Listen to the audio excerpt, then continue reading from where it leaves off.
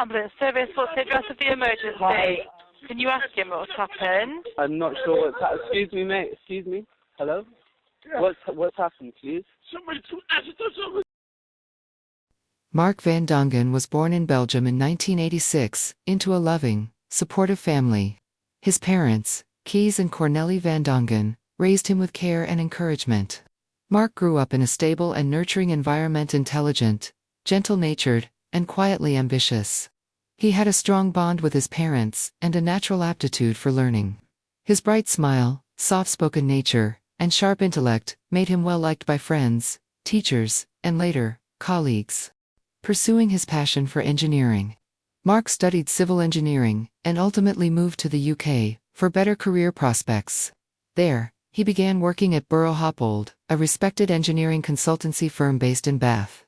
Colleagues described him as a thoughtful and disciplined professional, dedicated to sustainable design and large-scale infrastructure projects. Mark was not just a brilliant engineer, he was a warm, sensitive soul who sought meaningful connections. It was this desire for connection that would eventually lead him into the most dangerous relationship of his life. In 2010, Mark met Berlina Wallace, a fashion design student originally from South Africa. She was charismatic, outgoing, and had a flair for art and fashion. Their relationship began with excitement and passion, but soon, cracks began to appear. Wallace, older than Mark and described by many as emotionally volatile, exhibited patterns of controlling behavior. Friends of Mark would later recall how she became increasingly possessive and manipulative. Over the 5 years of their on and off relationship, Wallace's behavior grew more erratic.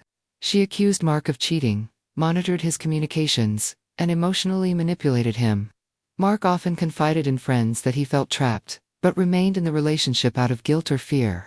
Eventually, in 2015, Mark made the difficult decision to end things permanently.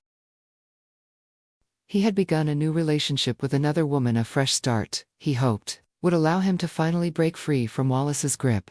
But Wallace would not let go. In the early hours of the 23rd of September 2015, just after 3 a.m., Mark's life was destroyed in a matter of seconds. That night, he had returned to Wallace's flat in Bristol reportedly to smooth things over or collect belongings. Some reports say he had agreed to stay the night out of sympathy or concern for her mental state. What he didn't know was that Wallace had been planning an act of monstrous revenge. Earlier that summer, she had purchased a bottle of 98% concentration sulfuric acid online. In the weeks leading up to the attack, she had researched acid attacks and their aftermath. Her web history showed searches like "Can you die from drinking sulfuric acid?" "Effects of acid on skin." "What happens when you throw acid on someone's face?" That night, while Mark lay sleeping in bed, wearing only boxer shorts, Wallace stood over him, with a cup of the acid. With cold calculation, she poured the acid directly onto his face, chest, and legs. As the acid made contact with his skin, Mark awoke screaming in agony, his flesh melting from his face and chest. He staggered from the bed, his skin sloughing off, his body in convulsions of pain.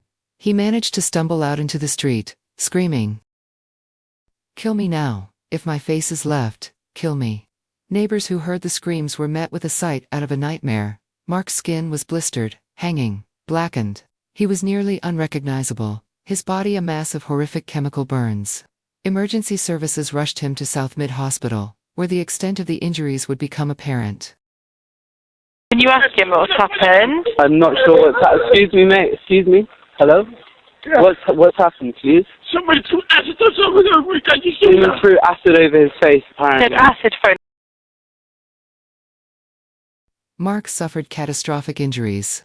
25% of his body was covered in full-thickness chemical burns. He lost his left leg, which had to be amputated. He became paralyzed from the neck down. He was left blind in one eye, and had limited vision in the other. His mouth, tongue, and lower lip were destroyed, impairing his ability to speak. His teeth were burned out. He could no longer eat, swallow, or breathe without assistance. He underwent over 50 surgeries, skin grafts, amputations, reconstructive attempts, but the damage was irreversible. Despite surviving the attack, Mark's life became a prison of pain, immobility, and isolation. He could no longer move, speak clearly, or live independently. He relied entirely on tubes, machines, and caregivers. In January 2017, 15 months after the attack, Mark van Dongen made the most painful decision of his life: to end it. Under Belgian euthanasia laws, patients suffering from irreversible, unbearable pain can choose to die under medical supervision. A medical team determined Mark met all the legal and ethical criteria. He was transported home to Belgium, where he was surrounded by his father and medical staff. His mother, Cornelie, was not present. She had died a few months earlier from motor neurone disease, ALS, having never been able to say goodbye to her son. Mark was calm. He reportedly whispered that he forgave Wallace. On the 2nd of January 2017, he died by lethal injection, ending the unspeakable suffering that had followed the acid attack. Following his death, police upgraded Wallace's charge from grievous bodily harm to murder. At her 2018 trial in Bristol Crown Court, Wallace claimed she thought the liquid was water, not acid. The jury heard this was a lie. Evidence proved she had researched acid attacks. She had mocked Mark in text messages. She had purchased the acid months in advance. Yet despite this, the jury found her not guilty of murder. The legal argument was complex. The act that caused death, euthanasia, technically occurred 15 months later, and in another country. Instead, she was convicted of throwing a corrosive substance with intent to cause grievous bodily harm. She was sentenced to life imprisonment with a minimum term of 12 years. The Van Dongen family suffered more than most could bear. Mark's father, Kees, lost his wife and son in the space of months. He later said, "Mark didn't die from euthanasia. He died the day she threw that acid in his face."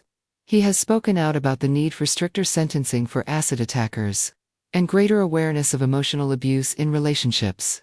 The case of Mark van Dongen remains one of the most disturbing acid attack cases in British criminal history. It laid bare the terrifying consequences of relationship violence, emotional manipulation, and unchecked obsession. Mark's story has since been used to campaign for harsher penalties for acid attacks in the UK, raise awareness of non-physical forms of abuse, spark debate on euthanasia and justice, especially when pain becomes permanent. Mark van Dongen was a gentle, intelligent man with a promising future. His life was cruelly destroyed by a person who claimed to love him. In an act planned with chilling precision, the acid didn't just scar his body, destroyed his hope, dignity, and ultimately his will to live. His story is not only a tragedy, it is a warning. About obsession. About the quiet danger of emotional abuse. About what happens when love turns into possession, and possession turns into violence. We have come to the end of the video. If this catches your interests, please like and click on the subscribe button. It helps a lot. We post every Wednesdays, Fridays and Saturdays. Thanks for watching.